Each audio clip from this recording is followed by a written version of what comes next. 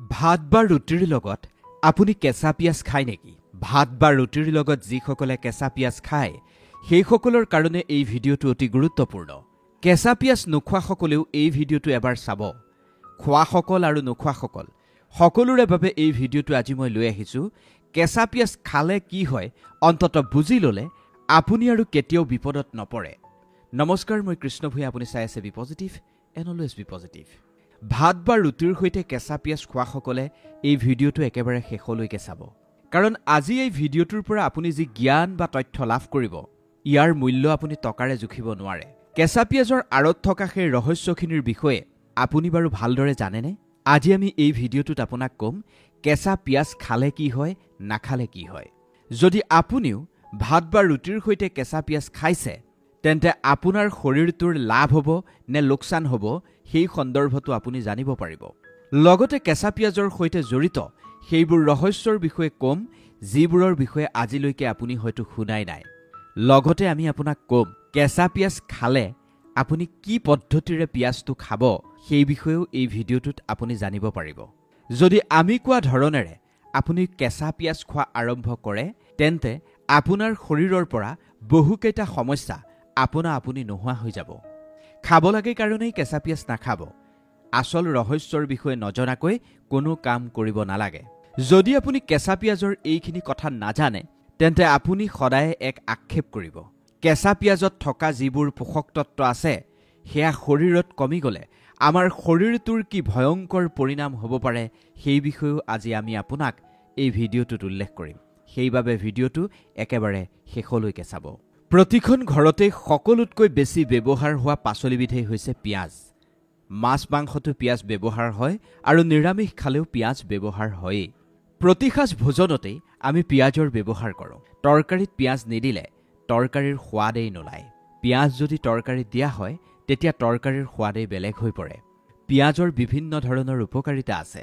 দাইলত তেল মৰাৰ সময়তেই হওক, তৰকাৰীৰ সময়তেই হওক বা ছালাডৰ ক্ষেত্ৰতেই হওক, পিঁয়াজ নহ'লে একেবাৰেই নচলে।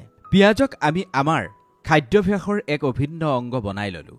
পিঁয়াজ কটাৰ সময়ত আমাৰ চকুত ধৰে, চকুৰ পৰা পানী ওলায়, কিন্তু সেই পিঁয়াজ খোৱাৰ পিছত আমাৰ শৰীৰটোৱে অগণিত উপকাৰ লাভ কৰে।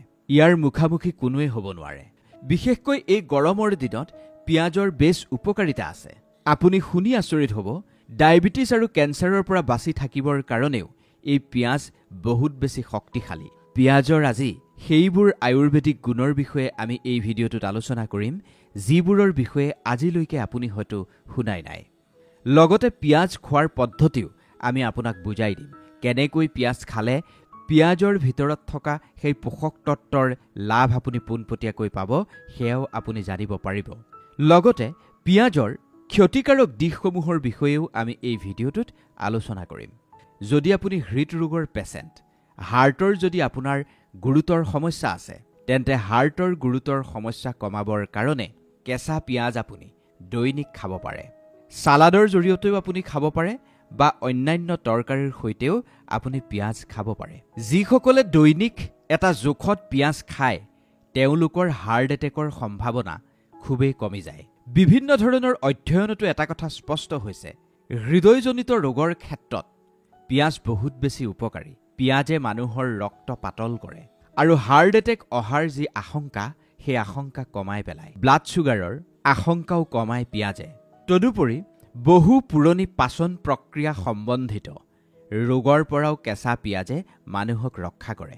প্ৰতিৰক্ষা প্ৰণালী পিঁয়াজে শক্তিশালী কৰে। পিঁয়াজৰ ভিতৰত অধিক মাত্ৰাত ফাইটোকেমিকেলছ মজুত থাকে কাৰণে শৰীৰৰ ভিতৰত ভিটামিন চি বৃদ্ধি কৰে।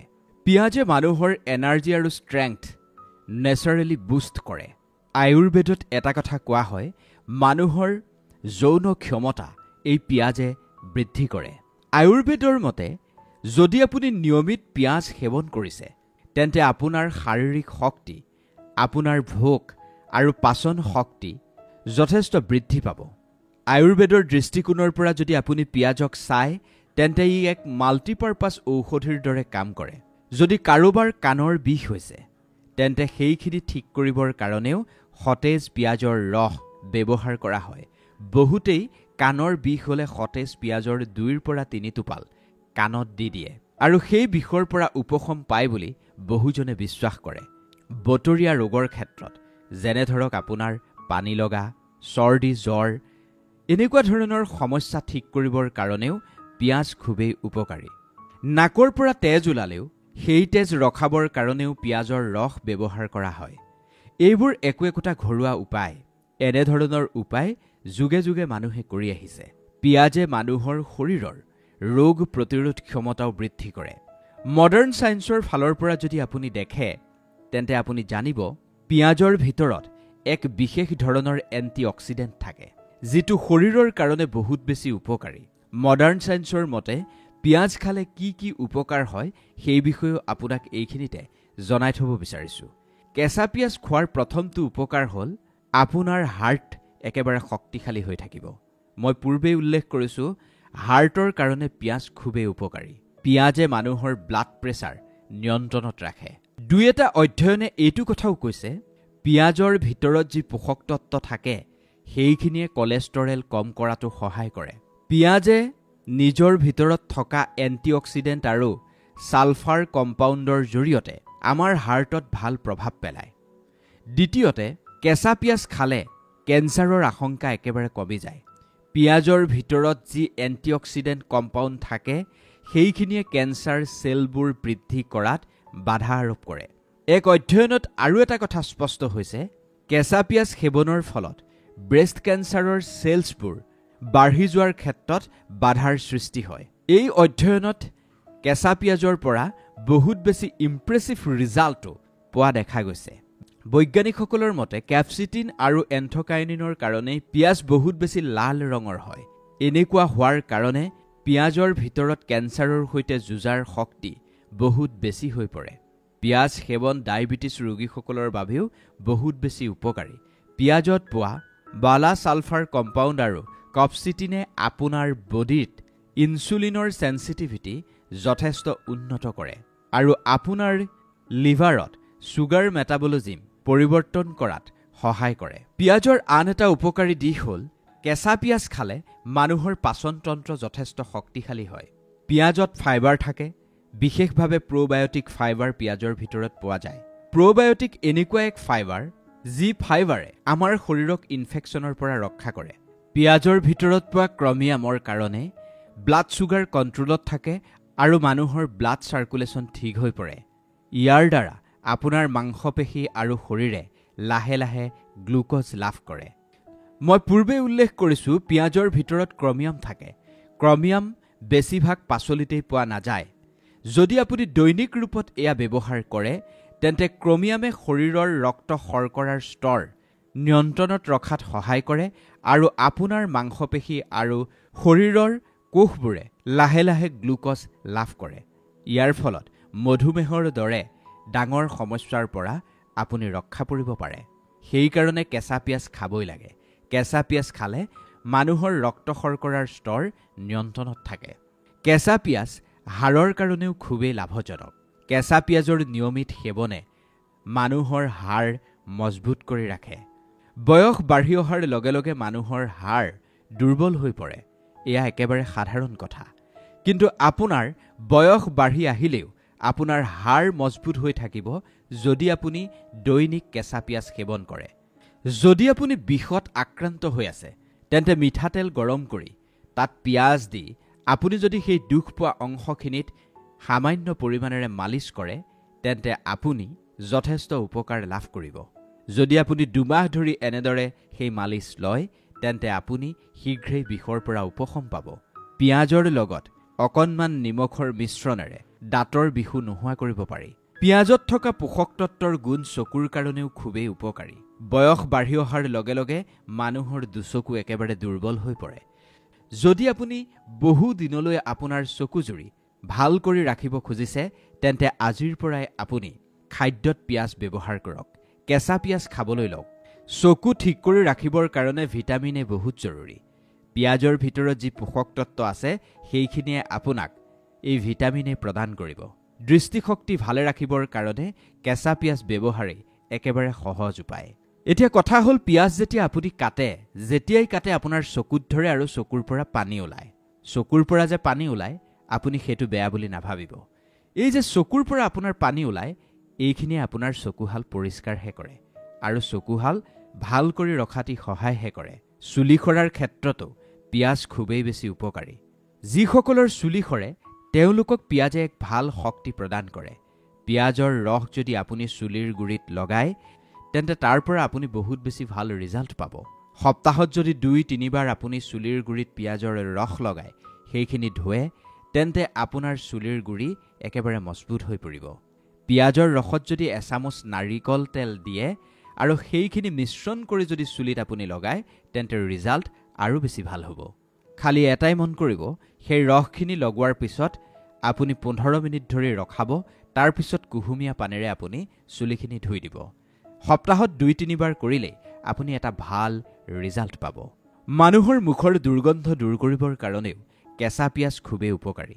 দৈনিক কেঁচা পিঁয়াজ সেৱন কৰিলে আপোনাৰ মুখৰ দুৰ্গন্ধ দূৰ হ'ব, গেছৰ সমস্যাৰ পৰাও পৰিত্ৰাণ পাব আৰু পেটৰ বিষৰ পৰাও আপুনি ৰক্ষা পাব। এতিয়া আপোনাক আমি ক'ম পিঁয়াজ আপুনি কেনেদৰে খাব, কেনেদৰে পিঁয়াজ খালে আপুনি তাত থকা গুণাগুণ লাভ কৰিব। পিঁয়াজ খোৱাৰ বিভিন্ন ধৰণৰ পদ্ধতি আছে। ৰুটি বা ভাতৰ লগত কিছুমানে কেঁচাই কেঁচাই পিঁয়াজ খায়, কিছুমানে ছালাডত পিঁয়াজ ব্যৱহাৰ কৰে। আজি মই আপোনাক এনেকুৱা কিছুমান পদ্ধতিৰ বিষয়ে ক'ম, যি পদ্ধতিৰ জৰিয়তে আপুনি পিঁয়াজৰ পোষক তত্ত্ব লাভ কৰিব। পিঁয়াজৰ ভিতৰত থকা পোষক তত্ত্ব নষ্ট নোহোৱাকৈ আপুনি পিঁয়াজ কেনেদৰে খাব সেইখিনি মন কৰিব। পিঁয়াজ আপুনি ছালাডৰ ৰূপতো খাব পাৰে। ধৰি লওক আপুনি বিলাহীৰ এখন ছালাড বনাইছে। বিলাহীৰ ছালাডৰ লগত আপুনি পিঁয়াজ টুকুৰা টুকুৰকৈ কাটি সেইখিনি ছালাডৰ ৰূপত খালেও পিঁয়াজৰ ভিতৰত থকা আচল পোষক তত্ত্ব আপুনি লাভ কৰিব। এনেদৰে পিঁয়াজ খালেও আপোনাৰ ভোক কণ্ট্ৰল হ'ব, লগতে আপুনি প্ৰচুৰ পৰিমাণে হেল্থ বেনিফিট পাব। চাটনি বা ৰাইতা বনায়ো আপুনি কেঁচা পিঁয়াজ খাব পাৰে। অলপ পিঁয়াজ ল'ব, নহৰু ল'ব, তাত অলপ কেঁচা ধনিয়া পাত মিহলায়ো চাটনি বনাই আপুনি পিঁয়াজ খাব পাৰে। বহু মানুহ এনেকুৱা আছে যি ৰুটি বা ভাতৰ লগত কেঁচা পিঁয়াজ চোবাই খাব নোৱাৰে। তেওঁলোকে এনেকুৱা ধৰণৰ পদ্ধতিৰেও পিঁয়াজ খালে পিঁয়াজৰ ভিতৰত থকা আচল পোষক তত্ত্ব লাভ কৰিব। যদি আপুনি ইয়াতকৈও বেছি কিবা ডিফাৰেণ্ট বিচাৰিছে, তেন্তে আপুনি পিঁয়াজৰ ৰাইতা বনায়ো খাব পাৰে। দৈত কটা কেঁচা পিঁয়াজ, কেঁচা ধনিয়া, নিমখ, জলকীয়া এনেদৰে বনাই আপুনি ৰাইতাৰ ৰূপতো পিঁয়াজ আৰামত খাব পাৰে। তেনেদৰে খালে আপুনি টেষ্টিও পাব আৰু আপোনাৰ স্বাস্থ্যৰ কাৰণেও বহুত বেছি ভাল হ'ব। তৃতীয়তে আৰু এটা পাৱাৰফুল পদ্ধতিৰ বিষয়ে আপোনাক ক'ব বিচাৰিছোঁ। ভিনেগাৰত অলপমান নিমখ, অকণমান মছলা, কেঁচা পিঁয়াজ দি আপুনি এক আচাৰ বনায়ো পিঁয়াজ খাব পাৰে। কিন্তু পিঁয়াজ খাওঁতে আপুনি এটা কথা মন কৰিব, কেতিয়াও পিঁয়াজৰ বাকলিটো বেছিকৈ নুগুচাব। পিঁয়াজৰ বাকলি আপুনি যিমানেই গুচাই থাকিব, সিমানেই আপুনি তাৰ পোষক তত্ত্বৰ পৰা বঞ্চিত হৈ গৈ থাকিব। তাৰ অৰ্থ এইটো নহয় যে আপুনি বাকলি নুগুচাব, বাকলি গুচাব, কিন্তু আৱৰণবোৰ আপুনি যিমানেই আঁতৰাই থাকিব, সিমানেই আপুনি তাৰ পোষক তত্ত্বৰ পৰা বঞ্চিত হ'ব। এতিয়া কথাটো হ'ল, পিঁয়াজ আপুনি কিমান পৰিমাণৰ খাব? পিঁয়াজ সদায় এটা জোখতেই খাব। সকলো বস্তুৰেই এটা নিৰ্দিষ্ট জোখ আছে। পিঁয়াজৰ ভিতৰত বহুত বেছি পোষক তত্ত্ব আছে বুলি আপুনি যদি বেছিকৈ পিঁয়াজ খোৱা আৰম্ভ কৰে, তেন্তে এয়া আপোনাৰ কাৰণে ক্ষতিকাৰক হ'ব। গতিকে সকলো বস্তুৰেই যিহেতু এটা নিৰ্দিষ্ট জোখ আছে, সেই জোখতেই আপুনি পিঁয়াজ খাব। অৰ্থাৎ এটা বিলাহীৰ ছালাড বনাওঁতে যিমানখিনি পিঁয়াজৰ প্ৰয়োজন হয়, সিমানখিনি পিঁয়াজেই আপুনি ব্যৱহাৰ কৰিব। আশা কৰিছোঁ পিঁয়াজ সন্দৰ্ভত আপোনাৰ মনত সৃষ্টি হোৱা প্ৰতিটো প্ৰশ্নৰ উত্তৰ আমি দিব পাৰিছোঁ।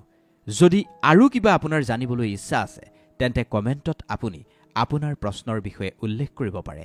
আমি আশা কৰিছোঁ এই পিঁয়াজে আপোনাক সেইখিনি পোষক তত্ত্ব প্ৰদান কৰিব, যিখিনি পোষক তত্ত্বৰ অভাৱ আপোনাৰ শৰীৰটোৱে অনুভৱ কৰি আছে। ভিডিঅ'টো যদি ভাল লাগিল, অনুগ্ৰহ কৰি লাইক কৰিব, কমেণ্ট কৰিব, শ্বেয়াৰ কৰিব আৰু চেনেলটো ছাবস্ক্ৰাইব কৰি দিবলৈ নাপাহৰিব। ধন্যবাদ।